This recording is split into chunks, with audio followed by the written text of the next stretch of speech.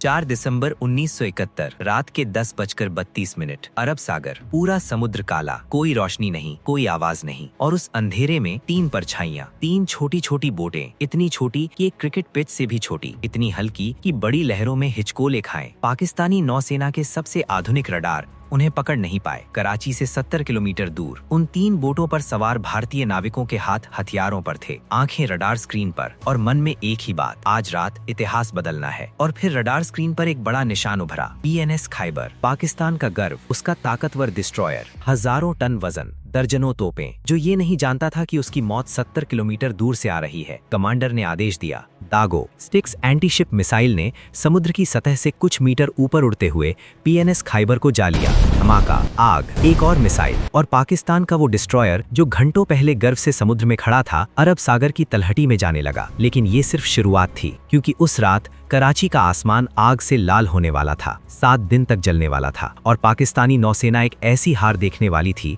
जो उसने कभी सोची भी नहीं थी। ये है ऑपरेशन ट्राइडेंट की कहानी। पहले समझते हैं ये नौबत आई कैसे। 1971, पूरा साल आग में था। पूर्वी पाकिस्तान में पाकिस्तानी सेना ने ऑपरेशन सर्च लाइट के नाम पर बंगाली आबादी पर भीषण अत्याचार शुरू किए। लाखों लोग मारे गए। 1 करोड़ से ज्यादा शरणार्थी भारत की सीमाओं में घुस रहे थे। इंदिरा गांधी पर दबाव था दुनिया भर में। अमेरिका ने भारत को धमकी दी, अपना सबसे बड़ा aircraft carrier USS enterprise Hind महासागर में भेज दिया। निक्सन और किसिंजर पाकिस्तान के साथ थे, लेकिन इंदिरा गांधी नहीं डरी। उन्होंने सोवियत यूनियन के साथ एक ऐतिहासिक संधि की। अब अगर कोई भारत पर हमला करे, सोवियत यूनियन भी इस युद्ध में होगा। अमेरिका रुक गया, और फिर 3 दिसंबर 1971 को पाकिस्तान ने खुद गलती की। पाकिस्तानी वायुसेना ने भारत के 11 हवाई अड्डों पर बमबारी की। अमृतसर, आगरा, अंबाला। पाकिस्तान का इरादा था भारतीय वायुसेना को पहले तबाह कर। ये ऐतिहासिक गलती थी, क्योंकि इसी रात भारत ने युद्ध की घोषणा की, और उसी रात भारतीय नौसेना को वो आदेश मिला जिसका इंतजार था, कराची को तबाह करो। अब सोचिए, कराची पर हमला क्यों? कराची पाकिस्तान की जीवन रेखा थी। उस जमाने में देश की 60% अर्थव्यवस्था कराची से चलती थी।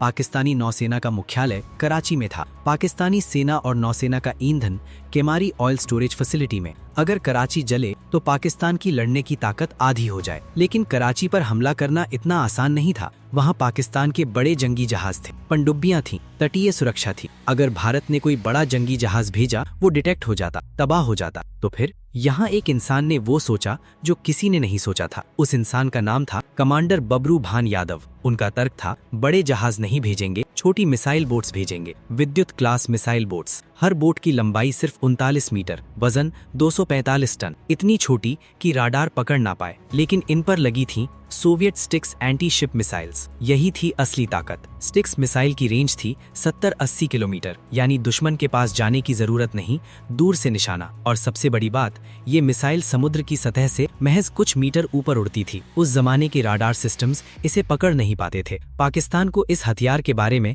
ज्यादा पता नहीं था। यही थी स्ट्रेटेजिक सरप्राइज की नींव। 3 बोटें चुनी गईं। INS निपट, कमांडर यादव की अपनी। INS निर्घात, कमांडर OB नामजोशी की। INS वीर, कमांडर OH वॉल्टर की। 3 दिसंबर की रात जब पाकिस्तान भारत पर बमबारी कर रहा था, उसी रात ये 3 बोटें मुंबई से रवाना हो गईं, चुपचाप, अंधेरे में, बिना किसी आवाज के। 4 दिसंबर रात के 10 बजे कराची से 70 किलोमीटर दूर INS निर्घत के रडार पर PNS खैबर, पाकिस्तान का डिस्ट्रॉयर, कराची की पहली और सबसे मजबूत समुद्री सुरक्षा। कमांडर नामजोशी ने आदेश दिया, sticks missile ready, lock, launch. Missile ने समुद्र की सतह से कुछ मीटर ऊपर उड़ते हुए PNS खैबर की तरफ रफ्तार पकड़ी। PNS खैबर के क्रू को शायद कुछ पल मिले, शायद अलार्म बजा, शायद कोई चीखा, लेकिन तब तक देर हो चुकी थी। पहली मिसाइल, धमाका, आग। दूसरी मिसाइल, PNS खैबर टूट गया। उसमें सवार दर्जनों पाकिस्तानी नाविक समुद्र में डूबने लगे। कराची बंदरगाह तक जब ये खबर पहुंची, पाकिस्तानी अधिकारियों के पैरों तले जमीन खिसक गई। और अभी तो और बहुत कुछ बाकी था। INS निपट, कमांडर यादव की बोट अब आगे बढ़ी। रास्ते में मिला PNS मुहाफिज, एक और पाकिस्तानी वेसल।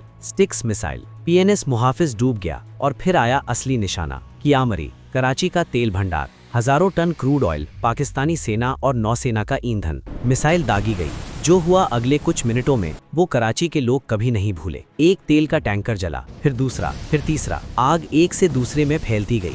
लपटें इतनी ऊंची थीं कि सैकड़ों किलोमीटर दूर समुद्र में जहाजों के नाविक उन्हें देख सकते थे। कराची का आसमान नारंगी और लाल, और ये आग बुझी नहीं। 1 दिन, 2 दिन, 3 दिन, 7 दिन, 7 दिन तक कराची का तेल भंडार जलता रहा। उस एक रात में भारत ने पाकिस्तान का करीब 6 से 8 महीने का फ्यूल रिजर्व जला दिया था। लेकिन यहाँ एक बात है जो ऑनेस्टली बतानी जरूरी है। उस रात एक गलती भी हुई। एक जहाज जो रेडार पर दिखा उसे पाकिस्तानी वेसल समझकर निशाना बनाया गया। वो था MV वीनस चैलेंजर, एक न्यूट्रल देश का मर्चेंट वेसल। उसमें आग लगी, निर्दोष लोग हताहत हुए। भारत सरकार ने खेद जताया। युद्ध की यही सबसे बड़ी त्रासदी है, उसमें गलतियां होती हैं और उन गलतियों की कीमत निर्दोष लोग चुकाते हैं। इस सच को छुपाना, इस कहानी को अधूरा बनाना होगा। अब बात करते हैं उस पल की जब पाकिस्तानी नौसेना को पहली बार एहसास हुआ कि क्या हो रहा है। 4 दिसंबर की सुबह कराची में धुआं, आग, तबाही। पाकिस्तानी अधिकारियों ने पहला सवाल पूछा, ये कैसे हुआ? रात भर उनके राडार को कुछ नहीं दिखा था। उन्हें पता नहीं था कि भारत के पास स्टिक्स मिसाइल्स हैं। उन्हें यकीन था कि भारत कराची पर हमला करने की हिम्मत नहीं करेगा। यही ओवर कॉन्फिडेंस उनकी सबसे बड़ी कमजोरी बनी और घबराहट में पाकिस्तानी नौसेना ने वो फैसला किया जिसने पूरे युद्ध का रुख तय कर दिया। उन्होंने अपने सारे बड़े जंगी जहाज कराची बंदरगाह के अंदर वापस बुला लिए। PNS बाबर, PNS बद्र सब बंदरगाह में कैद। पूरे युद्ध में पाकिस्तानी नौसेना समुद्र में नहीं निकली। भारतीय नौसेना को अरब सागर में खुला मैदान मिल गया। लेकिन ऑपरेशन ट्राइडेंट यहाँ खत्म नहीं हुआ। 8-9 दिसंबर दूसरा हमला, INS विनाश, INS विद्युत, INS विजेता, एक नया स्क्वाड्रन कराची की तरफ। फिर वही अंधेरा, फिर वही रेडियो साइलेंस, फिर वही छुप कर आगे बढ़ना। इस बार भी पाकिस्तान को पता नहीं चला। मिसाइल्स दागी गईं। कराची का बचा हुआ तेल भंडार निशाने पर। जो आग 4 दिसंबर को लगी थी वो अभी जल ही रही थी। उसमें 9 दिसंबर को और आग जुड़ी। कराची दूसरी बार और पाकिस्तानी नौसेना दूसरी बार भी कुछ नहीं कर पाई। लेकिन इसी बीच एक ऐसा पल आया जो हर भारतीय को याद होना चाहिए। 9 दिसंबर 1971 INS खुखरी, भारतीय नौसेना का फ्रिगेट, कैप्टन महेंद्र नाथ मुल्ला की कमान में। पाकिस्तानी सबमरीन PNS हंगोर जो पानी के नीचे छुपी थी उसने टॉर्पीडो दागा। INS खुखरी में एक के बाद एक एक्सप्लोजन्स। जहाज डूबने लगा और कैप्टन मुल्ला ने जो किया वो भारतीय नौसेना के इतिहास का सबसे बहादुर क्षण है। परंपरा ये है कि कप्तान जहाज सबसे बाद में छोड़ता है, लेकिन कैप्टन मुल्ला ने जहाज छोड़ा ही नहीं। वो INS खुखरी के साथ अरब सागर में समा गए। 18 ऑफिसर्स और 176 सेलर्स शहीद हुए। कैप्टन मुल्ला को मरणोपरांत महावीर चक्र दिया गया। ये भी 1971 की सच्चाई है। युद्ध कभी एक तरफा नहीं होता, वीरता दोनों तरफ होती है और दर्द भी। 16 दिसंबर 1971 ढाका में पाकिस्तान के लेफ्टिनेंट जनरल नियाजी ने आत्मसमर्पण के कागजात पर हस्ताक्षर किए। 93,000 पाकिस्तानी सैनिक। वर्ल्ड वॉर 2 के बाद का सबसे बड़ा मिलिट्री सरेंडर। बांग्लादेश एक नया देश पैदा हुआ और इस जीत में ऑपरेशन ट्राइडेंट का हिस्सा था। क्योंकि जब कराची का ईंधन जला, जब समुद्री मार्ग बंद हुआ, जब पाकिस्तानी नौसेना बंदरगाह में कैद हुई, तो पूर्वी पाकिस्तान में फंसी पाकिस्तानी सेना को न हथियार मिले, न ईंधन, न रास्ता। वो घिरी हुई थी और घिरी हुई सेना टूट ही जाती है। एक आखिरी बात, दुनिया ने 1971 में जो देखा उसने नेवल वॉरफेयर का भविष्य बदल दिया। ये पहली बार था